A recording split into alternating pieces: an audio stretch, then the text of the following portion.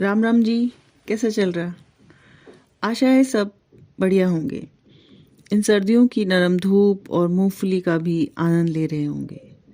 आजकल गुड़पट्टी और मीठा बड़ा खाया जाता है, और ये मीठा इधर उधर गिर जाए तो हमारे मौसी मौसा यानी चींटियाँ अपना हिस्सा लेने के लिए आ जाते हैं।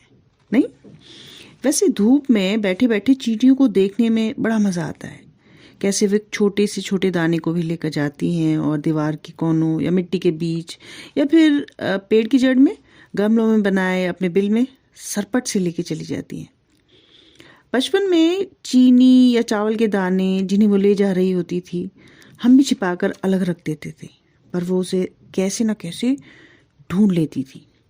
कभी कभी मैंने ऐसा भी किया कि उसके बिल के ही पास उस दाने को छोड़ दिया ताकि उसे कम मेहनत करनी पड़ी।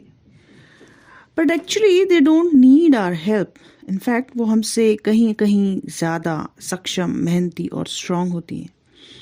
और हेलो, हम उनकी कोई मदद नहीं करते, असल में वो ही हमारी मदद करती हैं। कैसे? चलो आज चींटियों के बारे में कुछ कुछ जानते हैं। उनकी डेयरिंग यानी हिम्मत के बारे में, उनकी मसल पावर के बारे में, और ये भी कि उनकी आबादी कितनी हो गई है। कोई भी हो, चाहे कोई जानवर हो या इंसान, कितनी ऊंचाई से गिरे कि उसकी ना तो कोई हड्डी पसली टूटे और ना ही उसे कोई खरोच वरोच आए।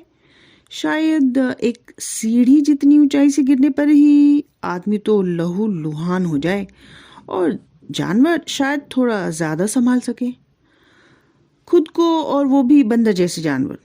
बट चींटी तो बिल्कुल बॉस है इस मामले में। उन्हें तो अगर बुर्ज खलीफा की बिल्डिंग से भी गिरा दिया जाए तो सही सलामत ज़मीन पर लैंड कर लेगी, और आपको और बीड़ू कहकर आपके नाजुक से पैर को काट भी सकती है। तो ऐसा क्यों होता है? पृथ्वी पर कोई भी वस्तु जब ऊपर से नीचे की ओर गिरती है तो मोटे तौर पर उस पर दो बल काम कर रहे होते हैं। एक्चुअली जब हम किसी चीज़ को ऊपर से गिराते हैं तो दो फोर्सेस या बल काम करते हैं। पहला बल पृथ्वी का गुरुत्वाकर्षण बल यानी ग्रेविटी होता है, जो कि किसी भी चीज़ को बहुत स्पीड से ज़मीन की तरफ खींच रहा होता है, और इसकी स्पीड लगातार बढ़ती रहती है। इसकी गति 980 सेंटीमीटर प्रति सेकंड स्क्वायर की दर से लगातार बढ़ती रहती है।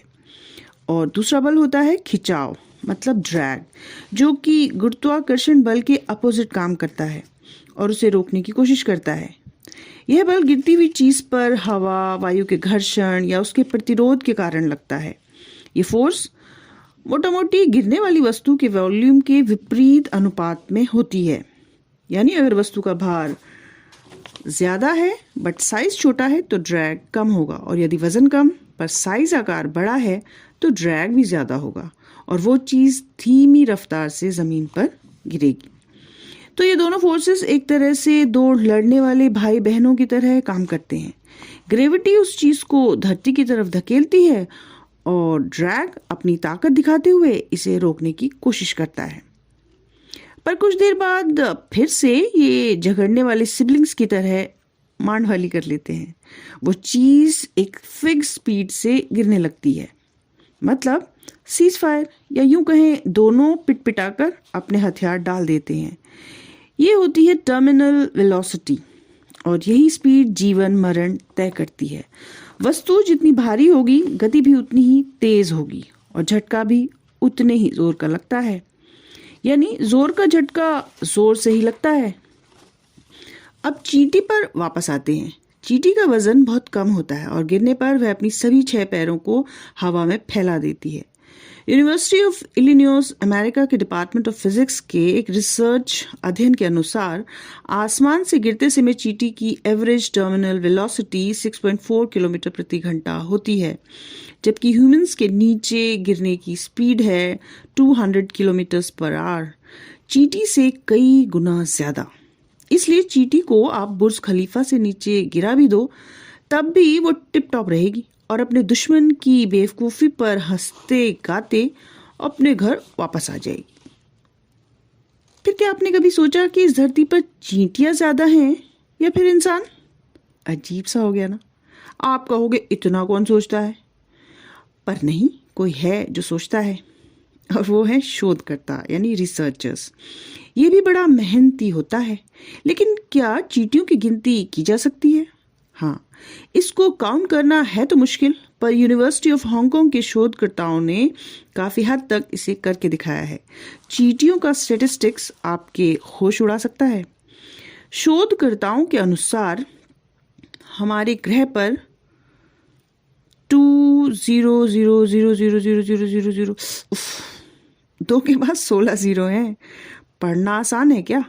जी हाँ, national academy of sciences journal की पीयर रिव्यू प्रोसीडिंग्स के वैज्ञानिकों ने दुनिया भर से लगभग 500 चींटी की आबादी पर रिसर्च किया और इससे पता चला कि पृथ्वी पर 2 के बाद 16 जीरो चींटियां मौजूद हैं। धरती पर इंसानों की आबादी लगभग 7.8 अरब है। वहीं दूसरी तरफ देखें तो चींटियों की आबादी लगभग 25 लाख पर पर्सन है। वाह! आपको जानकर हैरानी होगी कि दुनिया में चींटियों की 15,700 प्रजातियां और उप प्रजातियां पाई जाती हैं। शोधकर्ताओं ने बताया कि दुनिया भर की चींटियों को मिलाकर 12 मिलियन टन कार्बन का बायोमास है।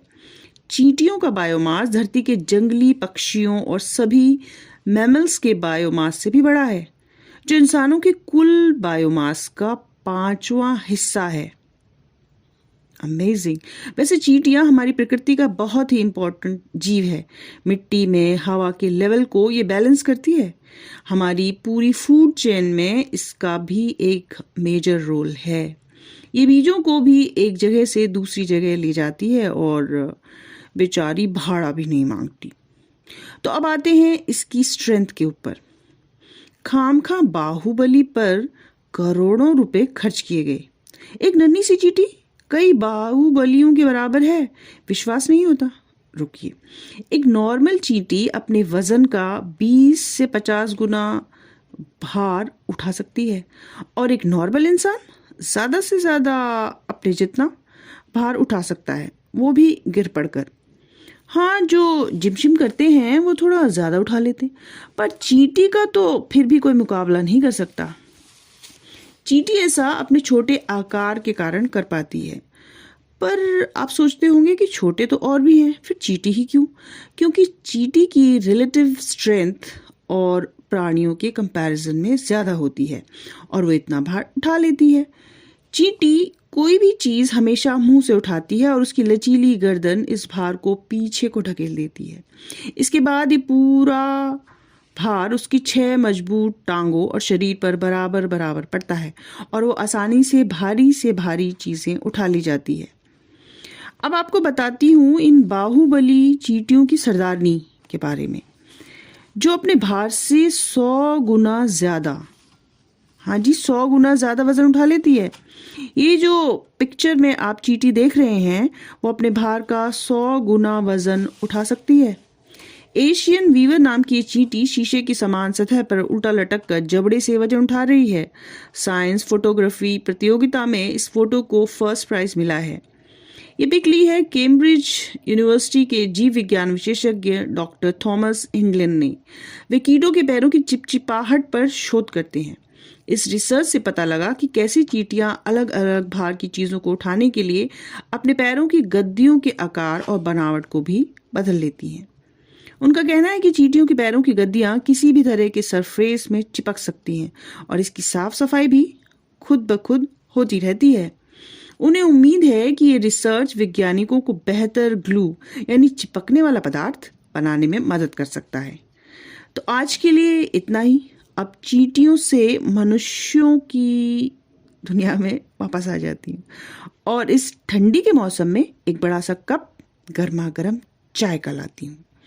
आगे फिर भेंट होगी। लाइक शेयर सब्सक्राइब कीजिए। नमस्कार, धन्यवाद।